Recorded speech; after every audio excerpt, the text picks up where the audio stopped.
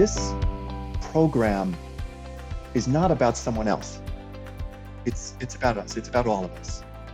We're either elderly or will become elderly. We're either caregivers or will be caregivers or will need care. And we're talking about our brothers and sisters, our neighbors, our family members, and so on. So please keep that in mind. This is about us, not someone else. In questo dobbiamo dire che la prospettiva che Papa Francesco continua a ripetere, ossia di abbattere quella cultura dello scarto per promuovere una cultura di prossimità agli anziani, è quantomeno provvidenziale. The document also highlights the importance of community, solidarity, family and friendship, and especially for the elderly and how our need for that changes as we grow older. And it mentions again this notion of personalization, which takes account of the fact that the elderly have different stories, they have different needs as they age, and that they need different kinds of care, that it is definitely not a one-size-fits-all. Even though the document talked about like the great tradition in our church of religious communities and congregations that have such a deep connection to the elderly and have done so for so many years, to think about how do we do that? If we want to imagine a future, we need to think of a future together. Pope Francis during the pandemic repeated many times that we cannot be saved alone. And I think that the elders are leading the way in this vision. My favorite line in this Vatican document is, "We are all in the same storm, but it is increasingly evident that we are on different boats and that the least seaworthy boats are sinking every day." Clearly, what we saw during the past year was that many older adults were in very leaky boats indeed. I have been so impressed over this past year that healthcare facilities and senior housing run by Catholic Charities and Catholic Health just did a Herculean job of taking care of older people and keeping them safe and taking care of them. We had administrators and staff who lived in the facility for months or who camped out in the parking lot in their campers or their RVs, so they'd be right by there. And they did that without a whole lot of protective equipment and all. And I think we do have to praise them and recognize just a heroic job that they have done, and we owe them so much of our gratitude. This is a joint venture, so to speak, of Catholic Charities USA, the community of Sant'Egidio, and the Catholic Health Association. And in that respect, I think it's a model for the kinds of things that a lot of us are going to have to figure out going forward. This is the time to restore not just buildings, but also the bonds of community that unite communities and families, the young and the old together. When the old and the young come together, what happens? The old dream dreams. They dream of a future for the young. And the young can take those dreams and prophecy and make them reality.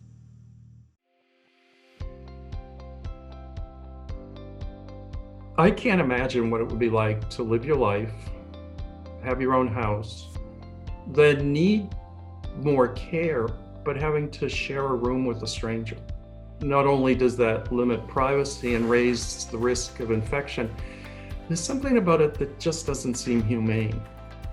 We need to make sure that the way our facilities are designed allows personal privacy as well as much individual determination as is possible. What we can do is to find friends and supporters around our lonely elderly. People want to stay in their own homes because when they're in their own environment, they feel comfortable. They worked really hard to own this house. It's a piece of kind of their legacy. And people live longer, actually, if they stay in their homes. And if someone's comfortable, and if we can help make them more comfortable and stay in their home, then we feel like everybody kind of wins. Il programma Viva gli Anziani è un monitoraggio attivo, cioè vuol dire noi gli anziani li andiamo a cercare perché gli anziani tante volte non sono in grado di cercare i servizi ai quali pure hanno diritto. Allora la comunità di Sant'Egidio attraverso questo programma si avvicina a tutti gli anziani, si avvicina a loro nelle loro case per sostenerli, per fare in modo che possano rimanere nelle loro case e possano rimanerci bene, perché la qualità della loro vita sia una qualità di vita migliore. I had gotten pretty bad the last time I went to the hospital, and they say, you can get a social worker. And I said, really? And I called, and I ended up with Cheryl, and that just was my new family. And that's how I've been hanging in there. Every time I had problems, I called, and they were like mother and father to me.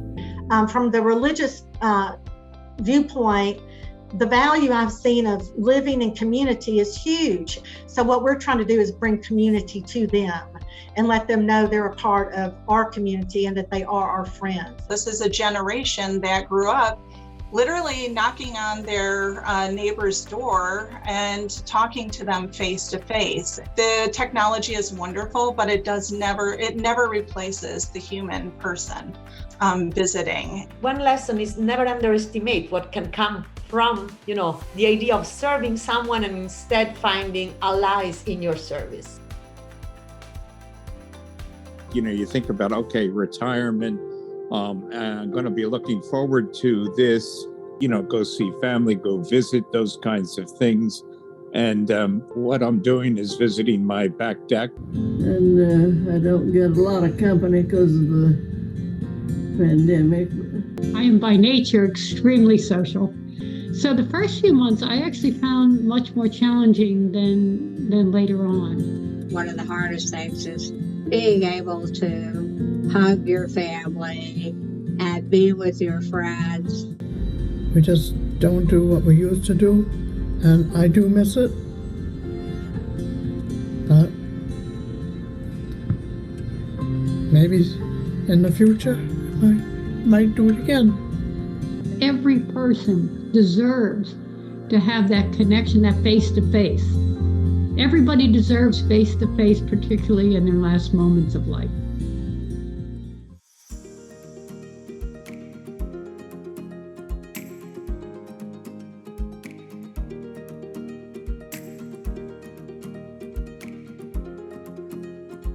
We have taken as our point of departure for this webinar series the document from the Vatican, The Elderly, Our Future. And in the beginning, we had some conceptual, theological, sociological reflection and input. So we worked on that conceptual level. And then as we moved through our webinars, we also spent a big chunk of time on very practical examples. Where is this being done well? What are some models that either we might adopt and copy where we are, or that might inspire us to different ways of thinking about our elderly brothers and sisters, the talents they can bring to us, how we better integrate them, and so on. Today, in this fourth webinar, we're going to do a bit of all that.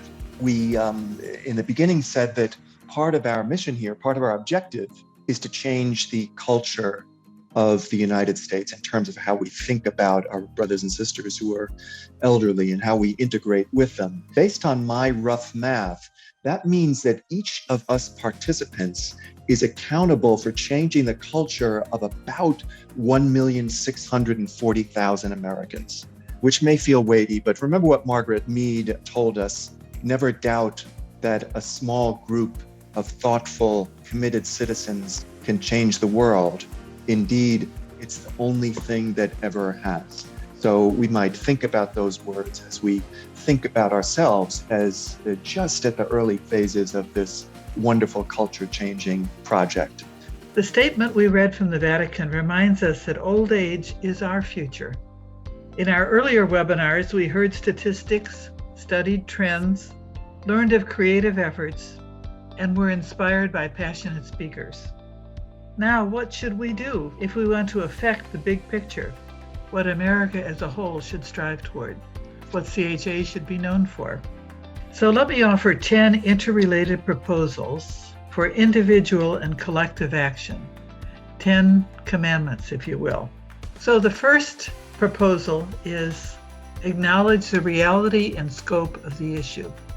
Secondly, regard the issue, the dignified integration of the elderly into society, as an opportunity, not a problem. Third, consult the elderly and feature their stories. Fourth proposal, fourth commandment, cultivate partnerships and alliances. And fifth, create multiple models which accommodate different needs and desires. Sixth, foster intergenerational relations. Seventh, advocate for funding and public support. 8, prepare nurses, social workers, and volunteers appropriately for service to the elderly, especially in home health settings. Ministering in someone's home is far different than in a licensed facility. 9th, incorporate art and beauty into the environment and services. And 10, seek and support the spiritual wisdom of the elderly. Wherever the elderly are living, whatever their degree of frailty, they are above all spiritual persons. Whatever their faith tradition, they are bound to have deeper questions of meaning and purpose and reflection, born of a lifetime of experience. Access to spiritual services is critical, and as there are fewer clergy available, family and parishioners can step forward to bring the Eucharist, to share a prayer, and to seek the spiritual wisdom of the aged.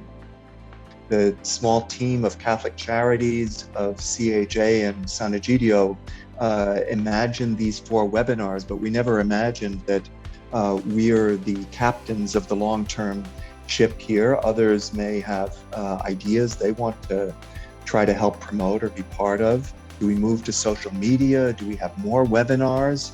Do we want to have subgroups, networking groups around various specialties? We're completely open to where this movement goes. And we look forward to somehow continuing this movement that we've all begun together